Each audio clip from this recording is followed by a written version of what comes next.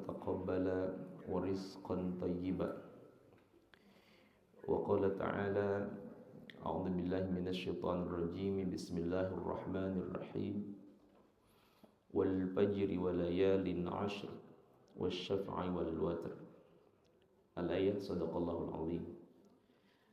Hadratul mukarramin wal muhtaramin yang saya hormati, semoga Allah muliakan para asatidz wal asatidzah, para sepuh bini sepuh, bapak dan ibu ikhwat iman jamaah salat subuh Masjid Baitul Mukmin. Syukur puja-puji kita haturkan kehadirat Allah Rabbul Izzati yang Maha Suci dan Maha Tinggi, Allah Subhanahu wa taala yang menghimpun wajahkan kita di tempat ini, tempat di mana kita berharap mendapatkan banyak kelimpahan rahmat sebagaimana doa kita ketika kita masuk ke masjid, dan kita berharap mendapatkan banyak fadilah. Inna nas'aluka min fadlik, keutamaan karunia Allah selepas kita keluar dari masjid, sebagaimana kita juga berdoa dengan kalimat yang sama. Syukur alhamdulillah kita dihadirkan di majelis ilmu, majelis yang menjadikan dunia yang Allah titipkan kepada kita insyaallah kelak menjadi pembela. Karena kalau tidak, dunia ini akan memberatkan kita. Tetapi ketika dunia dijadikan sebagai kendaraan untuk mendekat kepada Allah Subhanahu wa taala, maka dunia akan menjadi pembela dunia akhirat kita. Alhamdulillah kita ada di majelis ilmu yang merupakan satu tempat yang Nabi sampaikan sebagai satu di antara taman surga di dunia. Idza marartum bi riyadil jannah farta'u, jika kalian melewati taman surga maka kita diperintahkan Nabi untuk mampir. Sahabat bertanya, taman surga itu apa ya Rasulullah? Adalah majlis-majlis ilmu. Allah mengangkat derajat orang-orang yang berilmu dan beriman. Yarfa'illahu alladhina amanu minkum walladhina utul ilma darajat. Maka sahabat Ibnu Abbas radhiyallahu anhuma, beliau mengatakan dengan ayat ini diyakini bahwa tidak ada derajat yang melebihi ketinggian manusia di bawah derajatnya para anbiya. Derajat yang tertinggi setelah Nabi di hadapan Allah adalah orang-orang yang berilmu, para penuntut ilmu. Maka berbahagialah ketika kita hadir di majelis ilmu. Sampai dalam satu ayat disebutkan syahidallahu annahu la ilaha illa huwa wal malaikatu wa ulul ilmi qa'iman bil qisti. Allah mengurutkan Allah, malaikat dan para ahli-ahli ilmu yang kita sebut dengan ulama. Dan kita hadir bersama dengan majalisul ilmi atau majalisul ulama, karena yang kita kaji adalah ilmunya para ulama. Alhamdulillah. Syukur yang kedua, kita hadir di 10 hari awal bulan Zulhijjah. Di muqaddimah tadi dibacakan penggalan ayat surah Al-Fajr. Allah berfirman wal fajr walayalin 'ashr. 10 awal Zulhijjah, nanti kita akan membahasnya dikaitkan dengan amaliyah-amaliyah ibadah termasuk sedekah dan kurban. 10 hari awal Zulhijjah yang hari ini kita masuk di hari ke-5, ke-6, sudah hari Senin ya. Insyaallah ke-10-nya hari Jumat. Mudah-mudahan Allah sertakan kita menjadi di antara orang-orang yang memuliakannya. Salawat dan salam semoga dilimpahkan untuk Nabiullah Muhammad sallallahu alaihi wasallam, manusia yang paling diagungkan, dimuliakan Allah Subhanahu wa taala, dan kita termasuk yang berharap kelak mengikutinya, berharap menjadi tetangganya. Allah berfirman Wa may yuti'illah war rasul fa ulaika ma'al ladzina an'ama Allahu 'alaihim minan nabiyyin was-siddiqin wasyuhada'i was-shalihin wa hasuna ulaika rafiqa. Orang yang taat kepada Allah dan Rasulnya, niscaya mereka kelak di yaumil qiyamah akan bersama para nabi, para siddiqin, para syuhada, dan orang-orang soleh. Dan mereka yang disebutkan tadi adalah wahasuna ulaika rafiqa, teman tetangga yang baik, yang paling baik. Di mana? Di surga Allah Subhanahu wa taala. Allahumma shalli ala Muhammad wa ala ali Muhammad. Baik Bapak Ibu, kita awali tadarus kita dengan kalimat basmalah. Bismillahirrahmanirrahim. Jadi yang pertama, keberangkatannya adalah dari Quran surah Al-Fajr. Wal Fajr, Allah berfirman demi waktu fajar. Uqsima bisubhi, Allah itu bersumpah. Dalam kajian kaidah-kaidah kebahasaan, bahasa Arab dikenal dengan huruf qasam. Qasam itu artinya sumpah. Waw contohnya wallahi.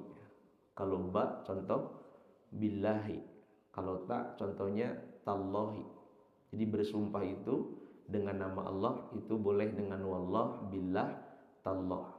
Tapi Allah sendiri bersumpah dengan nama ciptaan-ciptaannya. Termasuk Allah bersumpah dengan waktu fajar, waktu subuh. Ulama mengatakan ini betapa pentingnya satu tentang waktu, di mana kita semuanya digulung, semuanya itu tergantung kepada waktu. Kita punya 3 waktu, kemarin, sekarang, dan besok. Masa lalu, saat ini, dan yang akan datang. Masa lalu, Bapak Ibu sekalian, kalau baik, semoga tetap terjaga kebaikannya hingga wal tangzur nafsum ma qaddamat lighad. Hari kiamat sekecil apapun kebaikan itu semoga kita ketemukan menjadi pahala. Karena menurut sabda Nabi sallallahu alaihi wasallam, pahala itu ibarat anak unta. Anak unta itu kecil Pak tadinya. Ketika ia dilahirkan induknya kecil. Tapi kemudian dirawat, dibiarkan menjadi unta yang besar, badanah. Unta yang besar nanti boleh dipotong setelah berusia 5 tahun. Unta itu besar, maka paling utama dari kurban adalah unta. Pahala juga sama, mungkin kecil, tapi ketika kita biarkan, ikhlaskan saja seolah-olah tidak pernah melakukan kebaikan. Jangan diingat-ingat. Kalau kata Agim seperti buang kotoran. Meskipun tadi malam makan durian montong, besok pagi jangan diperhatikan. Ya, yang namanya kebaikan jangan sekali-kali diingat-ingat karena belum tentu diterima. Kita hanya meminta agar diterima oleh Allah Subhanahu wa taala. Wal tangzur nafsum ma qaddamat laghad, waktu yang lalu. Kalau ada keburukan, semoga tidak kita biarkan hingga keburukan itu nanti digugat di akhirat. Tapi keburukan kita selesaikan sebelum datangnya kematian. Dengan cara apa? 1 taubat, 2 islah. Taubat dengan Allah, islah dengan sesama kita. Ya, jadi 2 cara untuk menyelesaikan masa lalu, yaitu taubat kepada Allah atas dosa-dosa, mau itu dosa kecil apalagi dosa besar. Yang kedua islah. Ya, islah itu menyelesaikan urusan dengan sesama, minta diikhlaskan, minta diridhokan, minta dihalalkan. Istihlal, istirdo itu penting. Karena kalau tidak kita lakukan atau bahkan kita sepelekan, betapa banyak nanti orang yang celaka yang Nabi sebutkan al-muflis. Atadaruna manil muflis, kata Nabi. Tahu nggak kalian siapa yang disebut muflis? Orang yang bangkrut. Mereka yang banyak pahala-pahala kebaikannya, tapi nanti di akhirat banyak juga yang menggugatnya. Sehingga bangkrut. Habis kebaikan-kebaikan mereka untuk membayarkan kezaliman-kezaliman yang dilakukan di dunia. Masa sekarang ini yang sedang kita lakukan, kita syukuri. Karena tidaklah Allah memberikan kesempatan berbuat baik kepada hambanya kecuali Allah menyayanginya. Jika Allah menghendaki kebaikan kepada seorang hamba, dan itulah cara Allah mencintai hambanya, maka Allah akan menyibukkannya atau mempekerjakannya. Jadi ada hadis Nabi Shallallahu Alaihi Wasallam yang mengatakan, jika Allah mencintai hambanya, maka Allah akan memperkerjakan atau membuat dia menjadi karyawannya. Sahabat bertanya, ya Rasul, bagaimana Allah mempekerjakan, menjadikan hamba sebagai karyawannya? Maka Rasul mengatakan, dengan menyibukkannya dengan amal soleh. Mudah-mudahan hari ini kita sibuk lelah dengan amal soleh kita. Karena Sayyidina Ali karramallahu wajhah juga mengatakan, tidak ada kesibukan yang melelahkan yang lebih baik bagi seorang hamba kecuali kesibukan dalam amal soleh. Tidak ada pelajaran yang lebih utama bagi hamba melebihi baiknya kematian.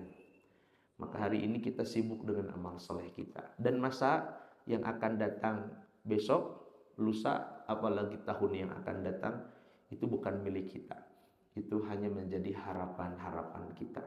Nabi pernah melemparkan satu batang ranting pohon. Satu lagi ranting itu ditancapkan di depan. Dan satu lagi ditancapkan di samping ranting yang kedua. Sahabat ditanya, kalian tahu nggak maksud 3 ranting pohon yang aku tancapkan 2, lemparkan 1? Sahabat mengatakan, Allah wa rasuluhu a'lam. Allah dan Rasulnya yang paling tahu.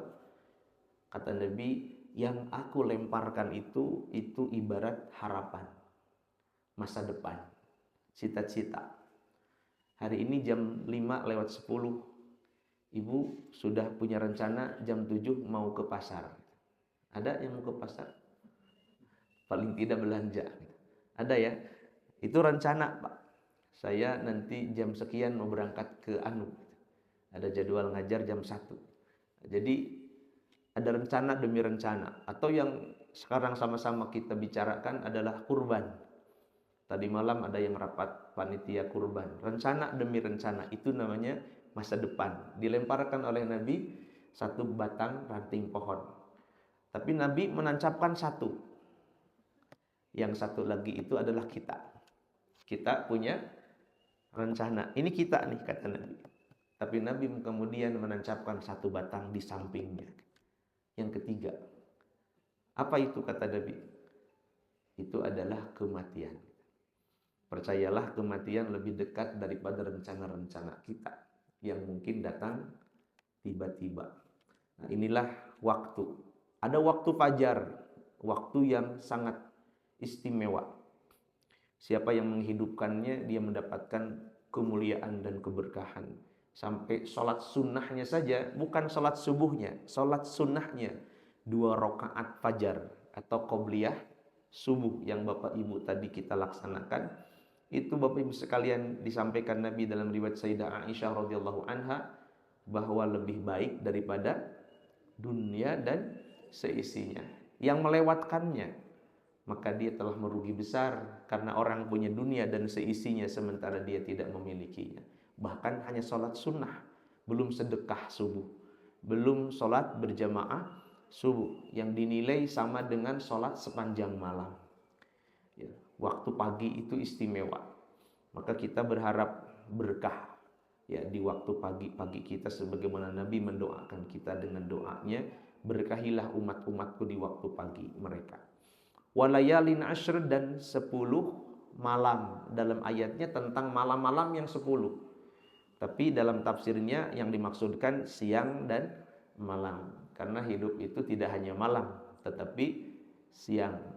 Memang berbeda aktivitas siang dan aktivitas malam. Ulama mengatakan aktivitas siang adalah aktivitas lahir. Kebanyakan ikhtiarnya ikhtiar lahiriah. Sementara aktivitas malam adalah aktivitas batin. Ya, kalau boleh dikatakan ikhtiar langit. Ya, jadi malam itu waktunya melangitkan doa-doa. Siang adalah waktunya kerja keras berikhtiar. Walayalin ashr, demi malam-malam yang 10. Allah pun bersumpah dengan malam-malam yang 10 atau siang malam 10. Ulama membagi 3 yang dimaksudkan. Wa qad ruwiya innallaha tara minas sanah thalatha asyaratin, dari 1 tahun Allah memilih 10 hari yang 3 yang disebutkan di atas walayalin asyr, itu ada 3. Yang pertama al-ashrul akhir min Ramadan lima fihi min barakati lailatul qadr. Yang pertama adalah 10 hari terakhir Ramadan. Yang disebut 10 hari 10 malam dalam ayat ke-2 dalam surah Al-Fajr adalah 10 hari akhir Ramadan, karena di dalamnya lima fihi ada Lailatul Qadar. Sudah kita lewatkan, semoga termasuk yang menyibukkannya, karena Nabi bersabda, man qama Lailatul Qadri, siapa yang menghidupkan Lailatul Qadar, maka dia melakukannya imanan wahtisaban, melakukan karena iman dan berharap ridho Allah, ghufira lahu ma taqaddama min dambi, Allah ampunkan dosanya.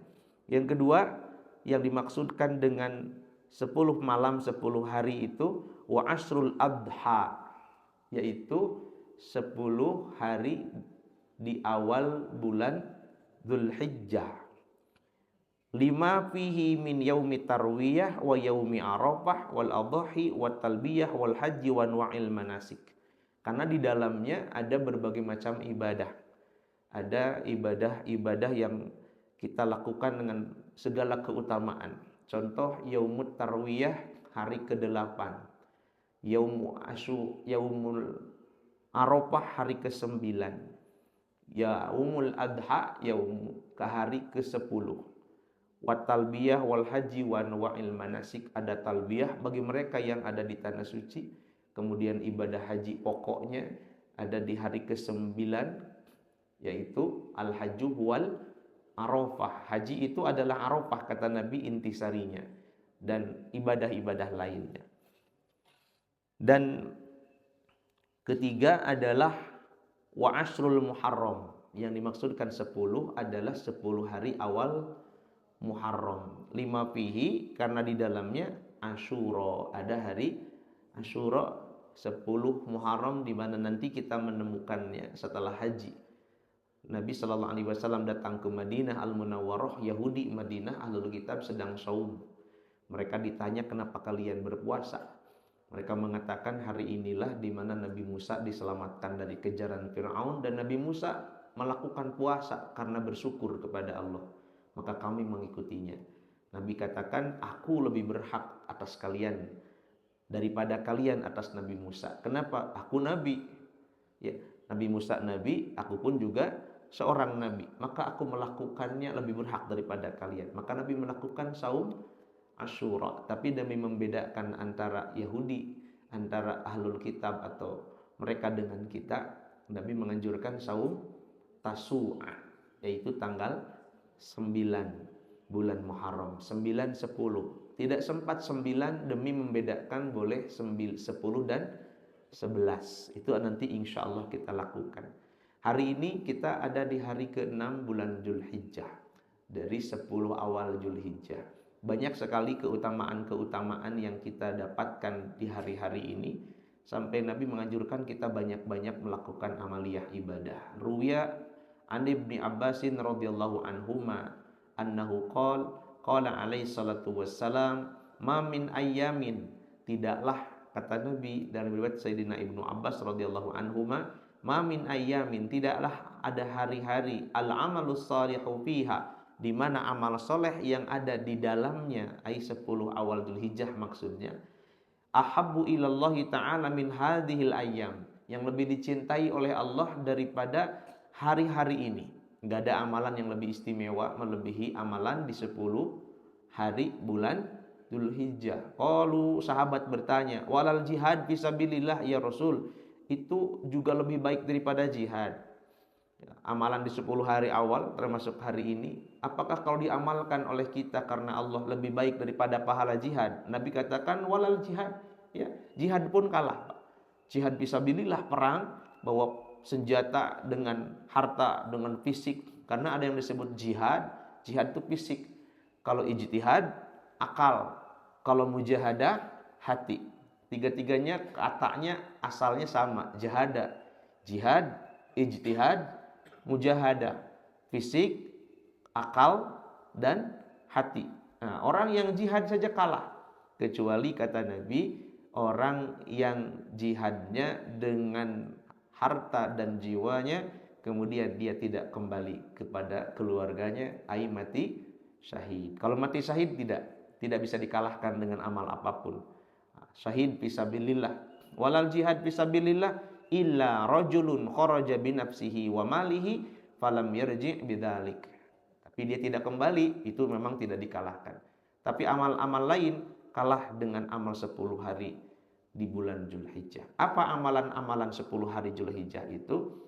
Yang pertama adalah as-saum, ibadah saum. Berbeda pendapat beberapa ulama. Ada yang menganjurkan dari sejak awal bulan Zulhijjah, karena bukan hari yang terlarang, saum saja, saum sunnah. Hari-harinya dilakukan dengan amaliyah. Saum apa saja? Saum sunnah.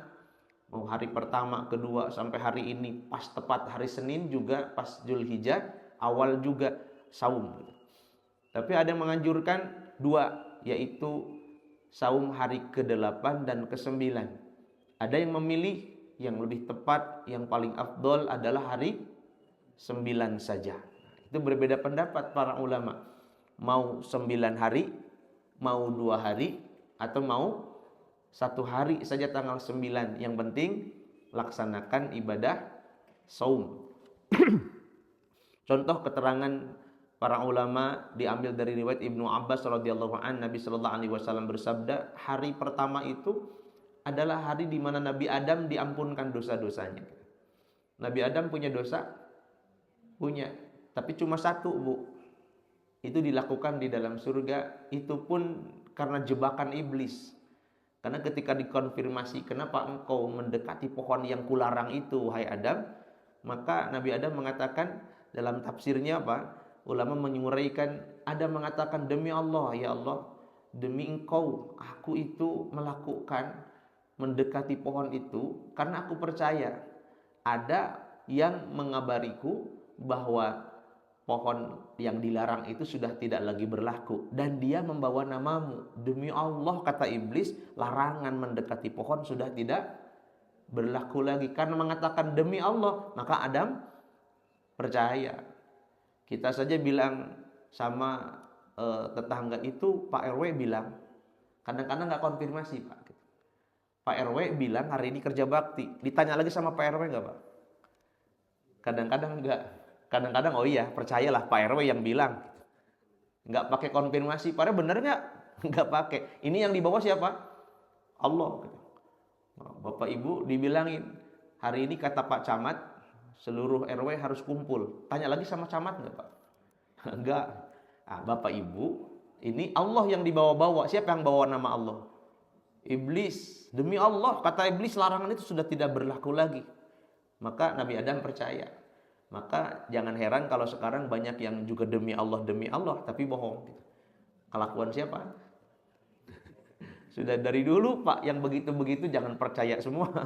Demi Allah, nanti saya kalau jadi siapa gitu, saya akan membela rakyat dan seterusnya. Nah, ini wallahinya iblis. Adam percaya, Adam berdosa, diusir, dikeluarkan dari surga, dan Nabi Adam alaihissalam bertobat dengan petunjuk Allah dan diterimanya tobat Adam tanggal 1 bulan Zulhijjah. Yang kedua, hari kedua, ya kita saum di sana, silahkan saja. Nah, disebutkan dalam riwayat Sayyidina Ibnu Abbas itu, kalau kita mengamalkan saum di hari pertama, Allah ampunkan dosa-dosa kita. Orang yang kedua, hari saum bulan Zulhijjah ini adalah hari di mana Nabi Yunus dulu berdoa dalam musibah yang diterimanya. Nabi Yunus itu kan pundung, Pak. Nabi Yunus itu nabi tapi pundungan. Jadi ada ustadz pundung itu ikut Nabi Yunus, Pak. Nabi Yunus pundung. Kenapa? Ketika Nabi Yunus ngajak umatnya tidak ada yang tergerak. diajak ibadah, diajak tauhid, tinggalkan kezoliman, tinggalkan dosa, dibiarin, ditertawakan. Nabi Yunus akhirnya pundung. Ya. Akhirnya pergi Nabi Yunus tinggalkan umat-umatnya. Singkatnya Nabi Yunus tegur oleh Allah Subhanahu wa taala ketika naik perahu, perahunya berat, ada badai. Seberapa kali dilakukan pengundian, ternyata yang harus dikeluarkan adalah Nabi Yunus dilemparkan ke dalam lautan, dicaplok oleh ikan nun, ikan paus kalau kita. Dan Allah mengatakan dalam ayat Al-Quran bahwa jika saja Yunus tidak berdoa, maka sampai hari kiamat dia akan tetap dalam perut ikan. Artinya apa? Hari ini ikan itu masih hidup. Segede apa kira-kira? Kalau boleh kurban pakai ikan, gitu. Gedean ikan Pak daripada sapi gitu. Cuma sunnahnya kan kurban pakai an'am, bukan pakai ikan. Itu Nabi Yunus di perut ikan berdoa. Apa doanya? La ilaha illa anta subhanaka inni kuntu minaz zalimin. Allah keluarkan, Allah ijabah. Diijabahnya hari kedua, bulan Dzulhijjah. Ketika sampai di kampungnya, kampung semula, Nabi Yunus mendapati satu kampung sudah beriman semua. Pelajarannya apa? Tugas kita hanya menyampaikan. Perkara nurut atau tidak bukan urusan kita. Dah hidayah mah urusan siapa? Urusan Allah. Tanpa ada yang mengajak, orang bisa beriman enggak? Bisa, kalau Allah menghendaki. Cuma di situ tugas kita hanya apa? Hanya mengajak.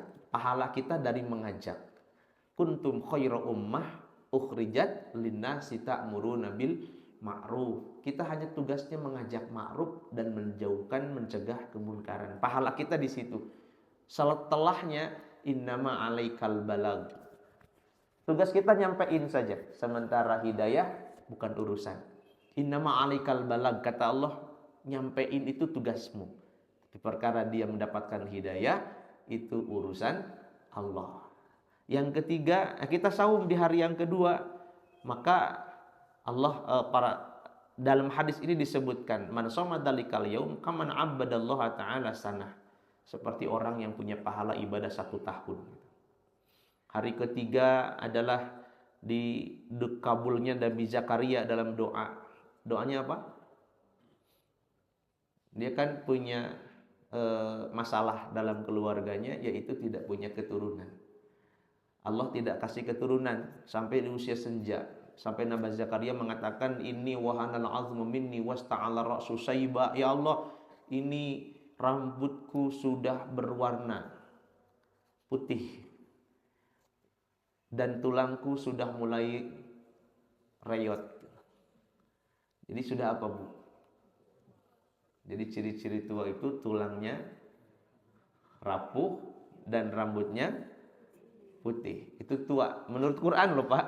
Jadi kalau Bapak sekarang punya rambut sudah berubah jadi sedikit berwarna keputih-putihan, ya itu sudah sunatullah. Allah mengatakan itu ciri-ciri sudah tua. Kalau sekarang punya masalah cenut-cenut, kaki nggak lama bisa sila, harus segera diselonjorkan, tulang punggung nggak kokoh seperti dulu, harus segera nyender, sudah memang sunatullah.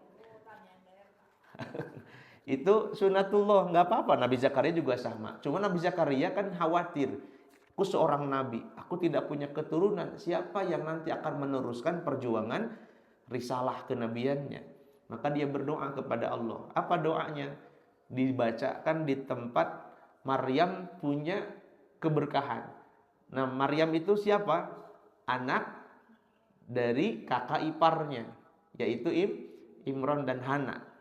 Imron ada istri namanya Hana, ya Bu Imron kalau kita. Imron dan Bu Imron punya anak namanya Maryam. Maryam itu dirawat oleh Zakaria. Nah, dalam perawatannya dikatakan dalam surah Ali Imran, Allah katakan apa? Kullama dakhala 'alaiha Zakaria al-mihraba wajada 'indaha rizqa. Setiap datang ke mihrab ternyata sudah ada makanan. Makanannya tersaji tanpa ada yang nyuguhin, tanpa ada yang bawakan, Pak. Kok bisa? Ditanya sama sama Zakaria, "Ya Maryamu anna laki hadza?" Dari mana kau dapatkan makanan ini semua? Qalat huwa min indillah. Kata Maryam, ini semua diantar dari Allah. Jadi ada rezeki yang diantarkan, Bu. Rezekinya diantarkan. Kemarin saya lihat status teman saya, Bu, Pak. Sedang pulang kampung karena lagi libur panjang. Ternyata di video status WA-nya itu dia sedang ngambil singkong, Pak. Jadi punya kebun singkong, kemudian dicabut gitu. Wah, singkongnya banyak. Abitnya dalam hati kabita. Cetek pengen singkong gitu. Ternyata itu pagi saya lihat status. Siang ada yang WA, Ustadz ada di rumah enggak? Ternyata itu Ustadz yang suka ngajar di madrasah. Saya di masjid sama kayak kita, punya anak-anak yang ngaji, ada madrasah, ada ustadznya. Ustadznya baru selesai wisuda kemarin, hari Kamis di UIN, dan mau pamit pulang. Ternyata dia kesini ke Bandung dari kampungnya di Tasik, itu dengan ibu bapaknya. Ustadz, saya bawakan hasil tani orang tua saya. Boleh ke rumah? Saya bilang, mangga Ustadz, mangga. Sekalian mau pamit. Pas ternyata dibuka di kardusnya singkong, Pak. Nah, itu dianterin rezekinya, Pak. Nggak pakai beli, tapi rezeki yang diantarkan gitu. Kita juga sering kan begitu, Pak. Ada dianterin. Jadi rezekinya Maryam itu rezeki yang diantar, nggak pakai ikhtiar. Ada rezeki yang harus ikhtiar dari pagi sampai petang. Ada rezeki yang ditambahkan karena syukur. Ada rezeki yang tidak terduga karena takwa. Ada rezeki yang dianterin karena memang Allah mau. Ya, banyak alasan Allah berkenan. Seperti Maryam. Ini dari mana ini Maryam? Kata Maryam, huwa min indillah. Semua dari Allah. Maka di mana berdoanya Maryam di situ? Hunalika da'a Zakaria rabbah. Ketika itu tempatnya Maryam berdoa, maka Zakaria juga ikut berdoa. Apa doanya? Qala berkata atau berdoa Zakaria, Rabbi habli min ladunka dzurriyyatan thayyibatan innaka sami'ud du'a. Ya Allah, berikan kepadaku anak yang baik. Ya, sesungguhnya Engkau Maha mendengar doa-doa. Anak yang baik itu anak yang soleh. Bisa disebut dengan gulamun halim, anak yang lapang dada, luas hatinya, lembut, banyak kesabarannya. Itu yang dialamatkan kepada Nabi Ismail. Ada gulamun alim, anak yang pintar, cerdas akalnya. Alamatnya kepada siapa? Nabi Ishak. Ada gulaman zakiyah, anak kecil dan hatinya bersih sekali. Untuk Nabi Isa. Itu anak-anak soleh, Pak. Kalau Nabi Ibrahim bermintanya apa? Rabbi habli minas solih. Nanti kita uraikan di akhir, Pak, tentang Rabbi habli minas solihin. Tercengang. Saya jujur saja kemarin malam ngaji di Jatinangor, Pak. Karena jamaahnya saya tungguin, jadi kebalik. Jadi saya yang ngisi ngaji, tapi saya nungguin yang jamaahnya belum hadir, saya duluan gitu. Sambil nungguin jamaah, daripada saya buka kitab. Ketika dibuka kitab diuraikan tentang Rabbi habli minas solihin. Doanya siapa? Nabi Ibrahim. Itu ada kaitan dengan nanti kejadian tanggal 9, 10 gitu. Yang kita uraikan terakhir insyaallah. Jadi hari-hari tadi punya keutamaan. Hari keempat adalah hari di mana Nabi Isa dilahirkan. Hari kelima Nabi Musa dilahirkan. Hari yang ke-6 adalah hari Allah bukakan kemenangan untuk Nabi Shallallahu Alaihi Wasallam dalam perang Khaybar. Hari ke-7 hari ditutupnya neraka Jahanam. Hari ke-8 kita kenal dengan hari Tarwiyah. Yusamma tarwiyatan, hari tarwiyah. Apa tarwiyah itu artinya? Meminta pandangan. Ya bunayya inni ara fil manami anni adbahuka fanzur madza taro. Ada taro. Wahai anakku, tadi malam bapakmu bermimpi, kata Ibrahim. Coba bagaimana pandanganmu tentang mimpi bapak? Mimpi apa sih? Mimpinya bapak disuruh nyembelih kamu. Fanzur madza taro. Kira-kira bagaimana menurutmu kalau ayah disuruh menyembelih kamu oleh Allah Tuhanku? Nah, ini yang disebut Rabbi habli minas solihin. Tebak jawabannya gimana? Kan gitu, Pak. Kalau anak bapak Bapak pulang dari luar kota, pulang ke rumah, nak, bapak tadi malam mimpi, bapak suruh nyembelih kamu. Kira-kira anak kita bilang apa? Gitu. Anak kita ngajak gelut. Anak kita mungkin ngajak gelut, Pak, Ibu. Ini anak soleh, kan tadi mintanya apa? Maka di situ ketika jawaban Nabi Ismail kecil, di sini disebutkan dua riwayat, Pak. Ismail itu yang disebut balagha ma'ahu sa'ya, ketika Ismail mampu melakukan apapun dengan tangan dan kaki sendiri, sudah mandiri, itu umurnya 2. Satu riwayat mengatakan 7 tahun, riwayat yang lain mengatakan 13 tahun gitu. Kalau 7 tahun bisa enggak, Pak? Tergantung ya, Pak.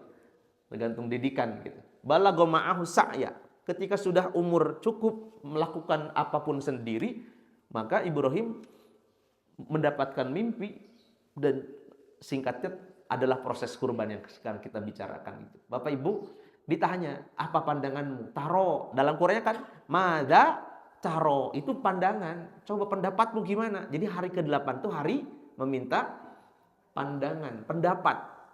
Nah, Ibrahim pun bertanya-tanya, ini benar nggak sih mimpi? Kok mimpinya aneh? Ada mimpi tapi meminta menyembelih anak. Nah, saya bingung, ini mimpi beneran atau bukan? Jangan-jangan mimpinya dari setan atau mimpi dari Allah. Seorang nabi mimpi itu adalah wahyu. Pandur madza tara, apa jawaban Ismail? Ya abatif al matu marsatajiduni insyaallahu minas sabirin. Wahai ayah, lakukan saja. Ya, apa yang diperintahkan Allah kepadamu, lakukan. Jangan sampai ragu. Aku akan jadi anak yang sabar. Ibrahim di situ tercengang, Pak. Maka dalam hatinya dia mengatakan begini, ya Allah, mungkin ini jawaban doa yang selama ini ku minta. Rabbi habli minas sholihin.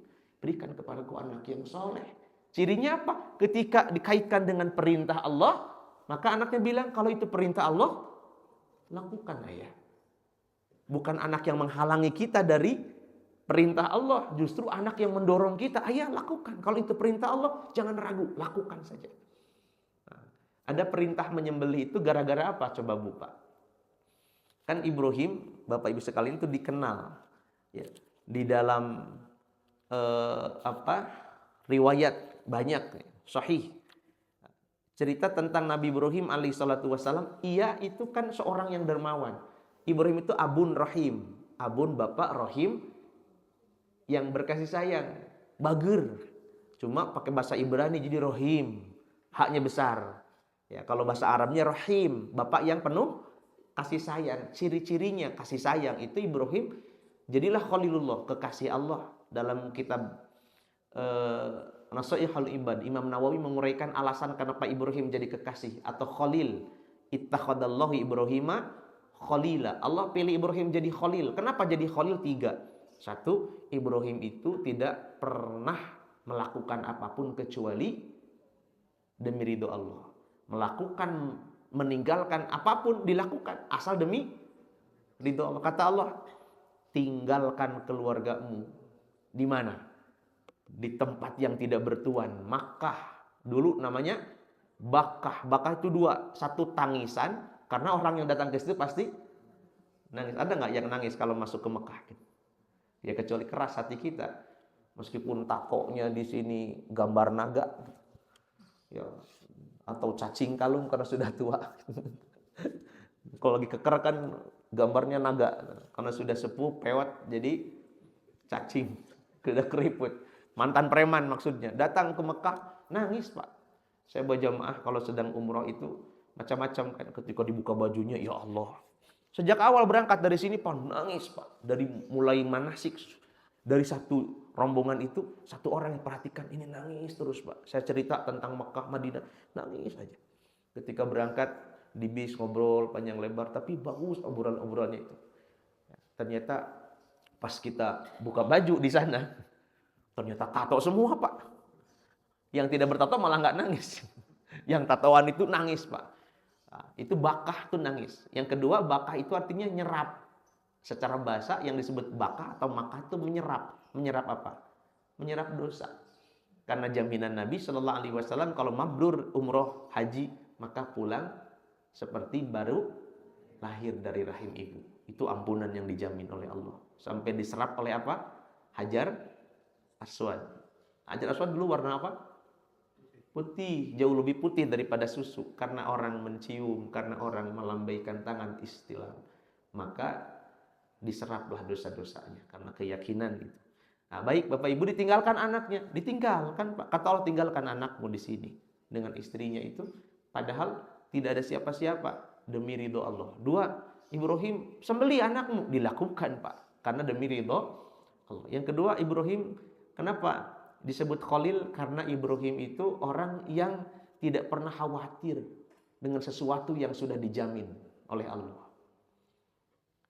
Ibrahim mengkhawatirkan sesuatu yang belum dijamin oleh Allah. Yang dijamin apa? Rezeki. Tapi kan banyak di antara teman-teman saudara-saudara kita yang karena khawatir bab rezeki, takut lapar, takut kelaparan, sampai korupsi 300 triliun. Itu 300 triliun habis nggak Pak? Umur Bapak? Sampai korupsi bertriliun-triliun gitu ya. Yang sekarang kan prestasi tertinggi Indonesia itu karena korupsinya paling banyak sepanjang sejarah. Keren dalam tanda petik, Masya Allah. Bapak Ibu sekalian, korupsi berjamaah gitu. Itu kenapa bisa? Ya diantaranya khawatir, takut miskin. Padahal kalau kita makan satu piring, itu pun kekenyangan gitu. Saya lihat ada tetangga Pak Bu, sudah sepuh 93. Waktu itu ikut ke masjid dalam satu kajian. Habis ngaji ada makan. Ya, makan, saya perhatikan yang lain makan lahap banyak. Si bapak ini 1 sendok, Pak. Saya perhatikan, Pak Haji. Salit-salit teuing tuang. 1 sendok, Pak. Cuma 1 sendok. Untos Ustaz. Anu 1 sendok ya wareg. Tuh, coba bayangin, Pak. Apalagi kalau punya 1 triliun, mau berapa sendok makan tuh, Pak. 1 sendok aja bikin kenyang. Ya memang Allah takar perutnya sudah segitu. Bapak yang masih makan banyak, memang berapa sih makan kita? Yang tidak cukup mah apa? Nafsu kita gitu. Nah, yang ketiga, Ibrahim kenapa jadi kekasih Allah? Karena Ibrahim adalah orang yang baik hati. Disebut tidak pernah Ibrahim makan sendiri. Ibrahim itu makan selalu ngajak orang. Mailun au mailani, bisa 2 mil dia jalan nyari orang untuk diajak makan. Satu saat Ibrahim kan punya kambing banyak. Ya, kambingnya banyak, orang ada yang datang minta dikasih. Orang bager Pak, dikasih mau berapa? 1, 2, atau 1 kandang atau 1 bukit, ambil aja. Maka Ibrahim pernah mengatakan jika saja. Kan gini Pak, Ibrahim pernah menyembelih 1000 ekor domba, 300 ekor unta, dan 300 ekor sapi dan 100 ekor unta. 1000 ekor domba Pak, 300 sapi, 100 unta disembelih. Saking dermawannya Ibrahim. Dan dia pernah mengucap, dia bilang apa? Kalau untuk Allah fisabilillah, ini cuma binatang. Anak saja kalau saya punya, waktu itu belum punya. Anak saja kalau saya punya anak, Allah minta saya kasih. Dan ditagih sama Allah.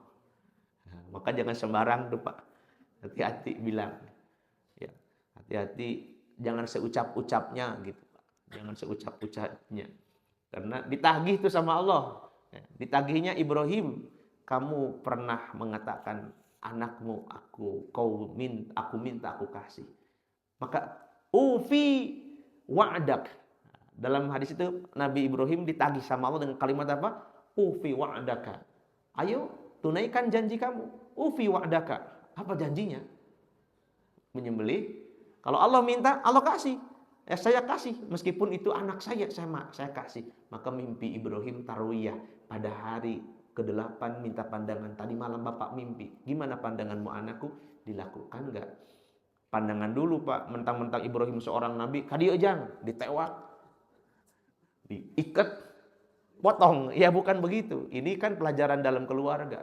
Ibrahim itu bijak Masya Allah Pak. Saya ikuti kajiannya Ustadz Budi Azhari. Beliau uraikan tentang kebijakan Nabi Ibrahim alaihissalam. Ibu bapak kan gini, ini riwayat yang sahih dan sering kita dengar. Suatu saat selepas kejadian ini, Ismail sudah dewasa, sudah berumah tangga. Ibrahim datang ke rumahnya Ismail, tapi Ismail sedang berburu. Di rumahnya ada istrinya. Nah, Ditanya, mana suami kamu? Sedang keluar berburu. Bagaimana rumah tangga kalian? Ibrahim itu Ismail bilang, apa Ismail suamiku itu seret rezekinya. Ya, hese Pak. Jadi kami itu kondisinya kurang. Suami saya tidak pandai nyari duit. Oh begitu. Baik, kalau gitu bilang nanti sama suami kamu ya, tolong ganti handle pintu. Baik. Siapa? Pokoknya bilangnya aja. Udahlah pulang Ibrahim dari rumahnya Ismail. Ismail pulang ke rumah, ada istrinya. Dibilang tadi ada tamu. Siapa? Nggak tahu. Orangnya sudah sepuh. Tapi ada pesan nggak? Ada. Apa pesannya? Katanya suruh ganti handle ya pintu rumah kita. Maka seketika Ismail menceraikan istrinya. Pesan Ibrahim ditangkap meskipun nggak ketemu, Pak. Ini kedekatan ayah kepada anak, bukan sekedar kedekatan lahir. Karena ada yang hari-hari ketemu tapi nggak nyambung. Bapak sama anak nyambung? Tidak. Bapaknya mikir apa, anaknya kemana. Dan sampai Ibrahim diketahui gaya bahasanya, menyampaikan kata majazi seperti itu diketahui Ismail. Karena kedekatan mereka luar biasa, Pak. Sudah sangat erat. Ini kedekatan ayah. Meskipun jarang bicara, jarang ketemu. Tapi apa? Hubungan batinnya luar biasa. Sebagaimana kedekatan batinnya Nabi Yusuf dengan ayahnya. Siapa? Nabi Yakub. Ketika Yusuf akan bermaksiat, hampir terjadi maksiat. Yusuf digoda siapa? Zulaikha. Ketika dua-duanya sudah ada di satu tempat, Nabi Yusuf senang. Ya, Nabi Yusuf senang, Zulaikha apalagi? Dua-duanya sudah dekat dan dua-duanya saling menyukai. Kata Allah apa? Laula ar-ra'a burhana rabbih. Jika bukan karena ada burhan petunjuk dari Tuhannya, boleh jadi Nabi Yusuf bermaksiat. Tapi apa burhan itu? Burhan itu ternyata dia dengar suara ayahnya Nabi Yakub. Kalau boleh kata kita bilang sup gitu. Hati-hati sup. Itu ayahnya di mana? Anaknya di mana? Tapi hati bisa nyambung enggak, Pak? Karena kedekatan. Ini luar biasa. Nah, hari ke-8 hari Tarwiyah. Saum kita silahkan. Ya, saum hari Tarwiyah itu kalau mau lakukan tanggal 8. Orang yang di Mekah menuju ke mana? Ke Mina. Menuju ke Mina. Mereka berjalan menuju Mina. Mabit di Mina. Kalau tanggal 9 ke Arafah. Malam 10 ke Muzdalifah.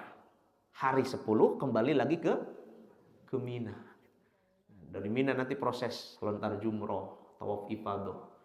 Bapak Ibu sekalian, nah tanggal 9 saum silahkan. Nah, di situ ada ibadah yang bisa kita lakukan, sedekah boleh, saum boleh, tilawah dan banyak. Yang juga dianjurkan memperbanyak kalimah thayyibah, la ilaha illallah. Nabi Musa bertanya, ya Allah, saya sudah berdoa kok nggak diijabah-ijabah. Kata Allah, kalau mau engkau diijabah doa-doa, iqdi hajatak, Allah mengkabulkan hajatmu, bacakan la ilaha illallah. Dia bertanya, ya Allah, bukan kalimat itu setiap hari dibaca orang. Kau baca di hari 10 bulan Dzulhijjah, maka satu kali saja beratnya jauh lebih berat daripada langit dan bumi yang 7. Di sisi Allah kalimat la ilaha, maka perbanyak wirid zikir la ilaha illallah, la ilaha, atau memperbanyak takbir, memperbanyak talbiyah, ya, memperbanyak zikir, nah, termasuk saum. Apa pahala fadilahnya? Disebutkan man somahu u'tiya minal ajri ma la ya'lamuhu illallah. Allah berikan kepadanya pahala yang tidak ada yang tahu kecuali hanya Allah. Pahalanya apa? Wallahu a'lam. Saum saja kalau mau. Yang ke-9 yaumut tasi yaumul ladzi huwa yaumu arafah. Itu disebut dengan hari Arafah. Arafah itu adalah dari kata Arafah ya'rifu, nanti jadi ma'rifah. Arafat itu tempatnya dulu, Pak. Arafat itu satu tempat yang berupa bukit di mana Nabi Ibrahim alaihissalam sudah merenung, sudah diskusi tanggal 8. Mimpi lagi malamnya, besoknya pagi-paginya dia meyakini ini betul-betul mimpi dari Allah. Benar mimpinya. Arafah ya'rifu. Dia paham ini mimpi dari Allah. Makanya tak kenal maka ta'aruf. Ta'aruf itu untuk mengenal, Bu. Jangan-jangan kita nggak kenal diri kita, nggak kenal Allah Tuhan kita. Man arafa nafsahu faqad arafa rabbahu wa man arafa rabbahu faqad jahula nafsahu. Siapa yang mengenal dirinya, pasti dia kenal siapa Tuhannya. Siapa yang kenal Tuhannya, akhirnya dia akan merasa dirinya bukan apa-apa. Kenali siapa? Kenali diri, kenali Allah. Siapa kita ini? Sekedar debu. Jangan sampai jadi debu yang terusir dari surga. Debu kecil, tidak ada nilai. Sudah mendebu, nggak ada nilai, hina dina, dari tanah kembali ke tanah, sombong lagi. Apa yang mau dibanggakan? Cuma debu. Ya, baik. Jadi hari Arafah, hari ke-9, saudara kita di sana sedang wukuf. Kita di sini saum. Insya Allah ya Pak, kita niatnya orang beriman lebih baik daripada amal soleh yang dilakukannya. Dari sekarang sudah niat, sudah dapat pahala. Bismillah, tanggal 9 kita saum. Nah, disitulah kita berharap janji Allah dan Rasulnya. Man somahu kana kafaratun lisanatin madiyatin wasanatin mustaqbilatin wa huwal yaumul ladzi unzila fihi al yauma akmaltu lakum dinakum. Pada hari 9 saum, maka janji Allah pahala apa? Berupa ampunan dari dosa yang setahun lalu dan ampunan untuk 1 tahun yang akan datang. Ini istimewa. Setahun yang lalu diampunkan, setahun yang akan datang Allah juga ampunkan. Tapi Bapak jangan sampai apa? Yes, berarti tahun ini saya bisa berdosa karena punya stok. Masih ada jatah yang tahun lalu belum habis, Pak. Jangan. Karena dosa bukan apa dosanya. Syekh Ibnu Athaillah itu menguraikan bukan apa dosanya, Pak. Tapi apa? Kepada siapanya. Bukan apa dosanya, besar kecilnya, tapi kepada siapa hari Bapak berbuat dosa? Kepada siapa? Kepada Allah. Allah yang mana? Yang begitu sayang, tenteingen, Pak. Allah yang sayang kepada kita, kita zolim, kita bermaksiat, kita membangkang, ya Allah. Ada anak nampol temennya, Pak. Anak bertengkar, nakal dia, mukul temennya, anak nakal oleh KDM di kamanakeun, Pak. Kabarakeun bangor budakna tewak itu. Karena bangor, Pak. Itu anak disebut nakal karena pukul temennya gitu misalnya. Tawuran segala macam. Nah, ini ada anak nampol bapaknya. Nakal bukan, Pak? Bukan nakal itu namanya, Pak. Apa, Pak? Ada anak pukul orang tuanya, bukan nakal lagi. Durhaka itu namanya. Kan gitu. Kenapa? Orang tua. Nah, sekarang ada orang bermaksiat dosa bukan lihat dosanya apa, berapa banyak, tapi kepada siapa? Perhatikan kepada siapa kita berdosa. Kepada Allah yang hari-hari nyayangin kita. Rezeki, sehat, kesempatan berbuat baik. Apa yang tidak diberikan oleh Allah? Balasannya apa? Kita berbuat dosa. Ini orang apa kira-kira? Maka Nabi Adam mengatakan, zolamna saya zolim. Dosa itu bukan apa dosanya, tapi kepada siapanya. Zolim kita kalau berbuat dosa. Nah, tapi Allah yang Maha Pengasih Penyayang, ampunkan dosa yang lalu setahun dan yang akan datang setahun. Hari itu hari turunnya ayat al-yauma akmaltu lakum dinakum. Ayat ke berapa tuh, Pak? Ke-5 surah Al-Maidah. Al-yauma akmaltu lakum dinakum wa atmamtu alaikum ni'mati wa raditu lakumul Islam dina. Hari apa? Hari Arafah tuh, Pak. Terjadi tanggal 9 ayat itu turun, disebut haji wada.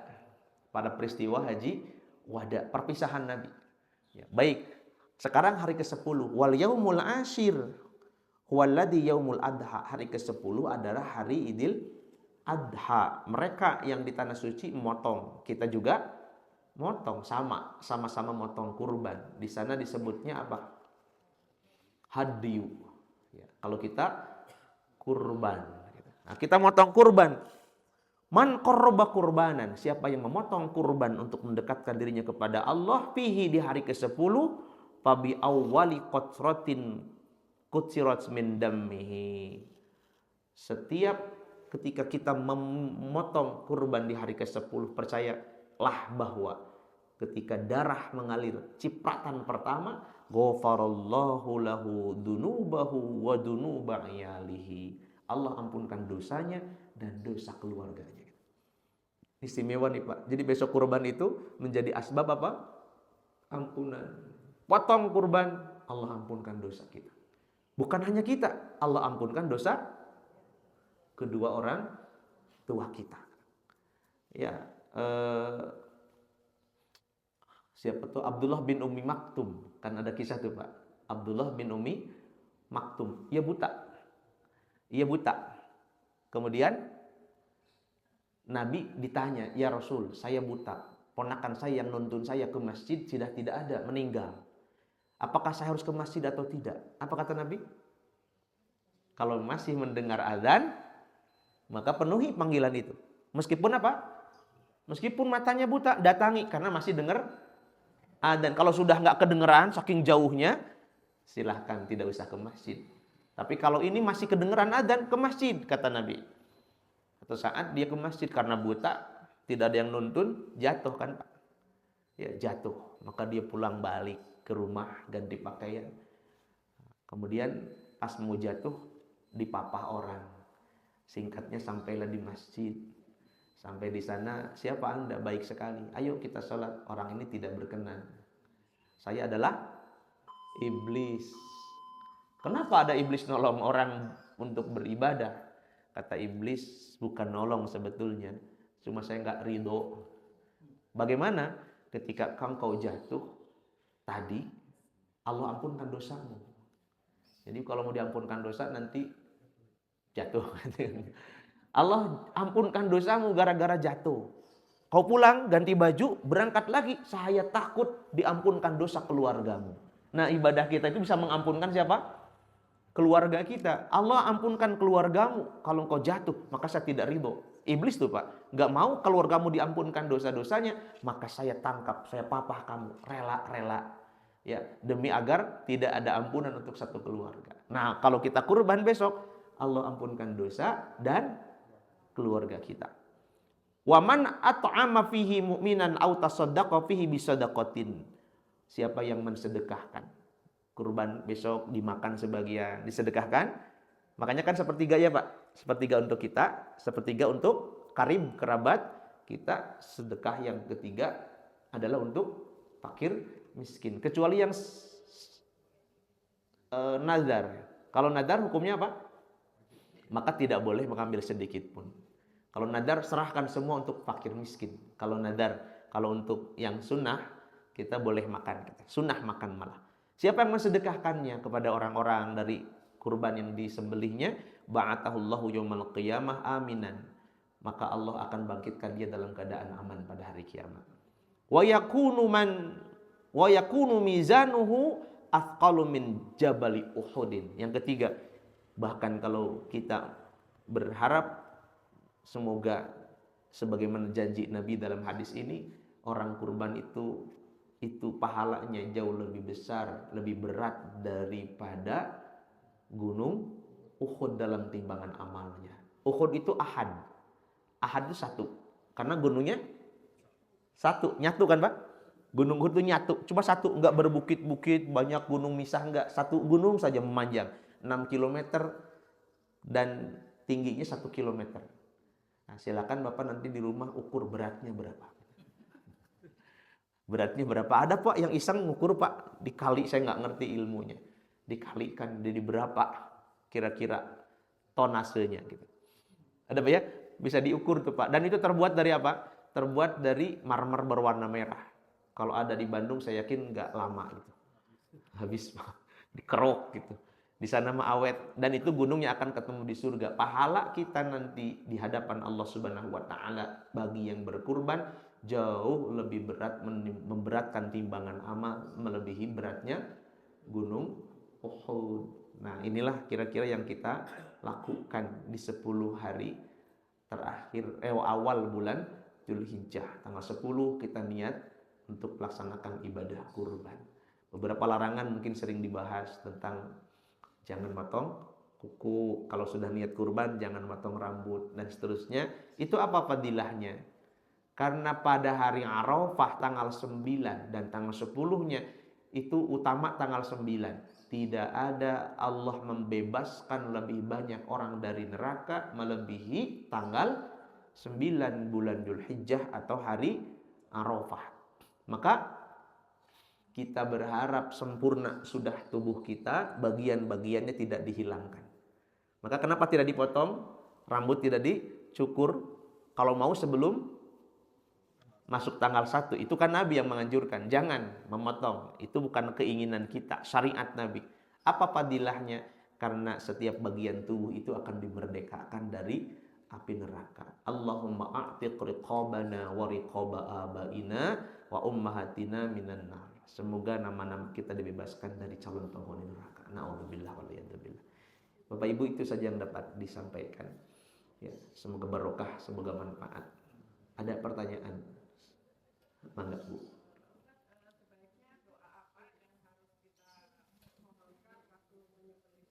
Oh iya. Ketika menyembelih itu kalau kita melihat sunnah Nabi Shallallahu Alaihi Wasallam minimal kan Bismillahi Allahu Akbar, minimal Bismillahi Allahu Akbar bagi yang menyembelih loh Pak. Jadi ada yang nyembelih, ada yang kurban. Kalau kurban kan gak semua nyembelih Pak. Yang nyembelih siapa? Ya harus ahlinya, harus terputus hulkum dan mari, kalau bisa sampai wajadain, ya 2 urat yang di kanan kiri, 4 urat sempurna. Kalau enggak cukup 2 urat kematian yang di tengah. Yang motong Bismillahi Allahu Akbar. Allahumma inna hadhihi minka wa ilaika fataqabbal. Siapa yang akan berkurban? Kalau yang motong tuh Bu.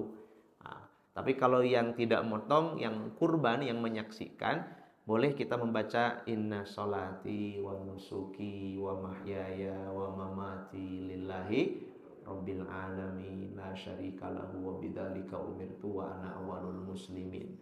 Prosesi penyembelihan itu kan disebutkan dalam riwayat bagaimana Nabi Ibrahim alaihissalam itu mendapati banyak keajaiban. Di antara keajaiban yang disebutkan Quran, wa fadainahu bidzibhin azim. Allah menggantikan, kata Allah, kami gantikan Ismail kecil itu dengan seekor kibas besar. Apa yang dibacakan? Nah, jadilah kalimat takbir. Allahu Akbar, Allahu Akbar, Allahu Akbar. Walillahil hamd. Ibrahim mengucapkan Allahu Akbar, Allahu Akbar, Allahu Akbar. Kebayang gak Bu ada ayah nyembelih anaknya? Allahu Akbar. Hakikatnya kita juga harus menyembelih Ismail, yaitu dunia, kecintaan kita kepada dunia kita harus lebih cinta kita kepada Allah. Walillahil hamd, ketika dibuka matanya ternyata yang tergelepar di pangkuannya bukan Ismail tapi seekor gibas. Di samping ada Ismail tersenyum dengan mengucap walillahil hamd, segala puji bagi Allah. Nah, itu wafadainahu bidibhin azim. Kata Allah, aku gantikan dia Ismail kecil itu dengan kibas besar. Maka ucapan kita apa? Takbir.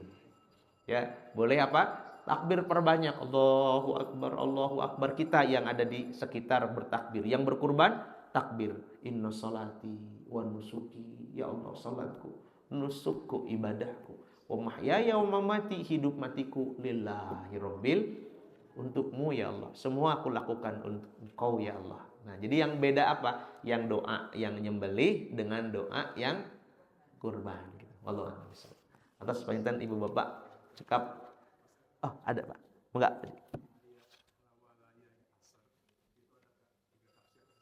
Ya. Ya. Ya.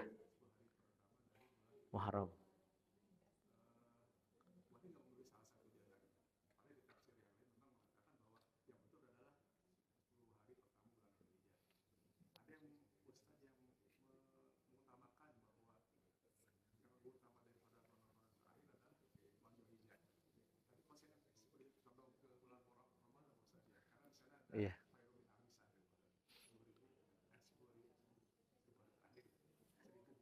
Iya.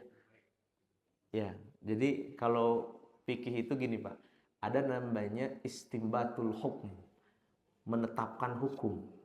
Ada alatnya. Alatnya itu adalah kaidah-kaidah fikhiyah. Nah, setelah istimbatul hukum, muncullah hukum itu. Maka ulama menghadirkan berapa? 3. Nah, setelah muncul 3, maka Bapak Ibu boleh memilih. Maka pertanyaannya, boleh nggak memilih? Boleh. Dan posisi kita bukan pengistimbat. Posisi kita ada pada menerima menu. Ulama membuat menunya dengan ilmu mereka. Nah, mana yang paling rojih, kita silahkan untuk memilih. Ya, mengambil salah satu keyakinan itu, tapi dari 3 keyakinan itu, 3-tiganya keutamaan sebetulnya. Dari 3 keyakinan walayalin ashr, nanti setelah memilih, bahkan gini Pak, ada namanya takyif. Takyiful ahkam. Takyif hukum itu apa? Penerapan. Setelah memilih, kadang-kadang yang terpilih tidak diterapkan. Demi kemaslahatan tidak lagi menerapkan pilihan, tapi menerapkan yang lain. Demi apa? Kadang-kadang tidak diterapkan yang terpilih, yang arjah atau paling rojih, tapi dipilih yang aslah, yang paling maslahat. Itu dalam hukum. Jadi posisi kita, kalau pertanyaannya boleh, saya sih mengatakan boleh Pak, memilih salah satu boleh, meyakini 3-tiganya boleh. Karena 3-tiganya juga produk siapa? Ya produk ulama. Jadi sudah matang, tapi kalau kemudian sudah matang kita boleh memilih sesuai dengan selera, atau ada tadi arjah atau aslah. Kalau dibicarakan di bulan Ramadan, maka yang lebih utama adalah 10 hari akhir. Karena ada 10 lebih baik daripada 1000 bulan, itu ada di surat yang lain.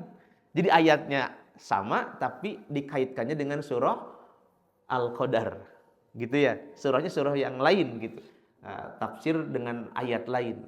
Nah, tapi untuk 10 hari Dzulhijjah ini dipahami oleh para ulama tentang 10 delayalin ashr, 10 awal Dzulhijjah, itu juga dikaitkan dengan hadis Nabi Shallallahu Alaihi Wasallam yang tadi saya sampaikan. Tidak ada amalan yang lebih utama melebihi 10 hari, termasuk jihad ya Rasul gitu. Jadi tafsir yang ini dikaitkan dengan hadis yang ini gitu. Jadi kalau pertanyaannya boleh Pak, boleh mengambil salah satu keyakinan yang ini. Itu Bapak misalnya, saya pengen arjah Ustaz, pengen yang lebih rojih, menurut saya yang paling tepat yang ini, silahkan. Tapi sekali lagi itu adalah produknya para mujtahid, ulama yang sudah selesai. Kita hanya boleh memilih. Kalau mau menafsirkan, saya pikir kita tidak punya kemampuan. Ya, kalau menafsirkan adalah ahlinya. Kalau kita sudah ada rendang, sudah ada gulai, atau jadi gepuk, mau yang mana? Gitu. Walau alam bisawab. Baik, demikian Bapak Ibu sekalian yang disampaikan, semoga berkah bermanfaat. Usi nafsi wa iyyakum bittaqwallah. Hadanallahu wa iyyakum ajma'in wa lakum minkum. Wassalamualaikum warahmatullahi wabarakatuh.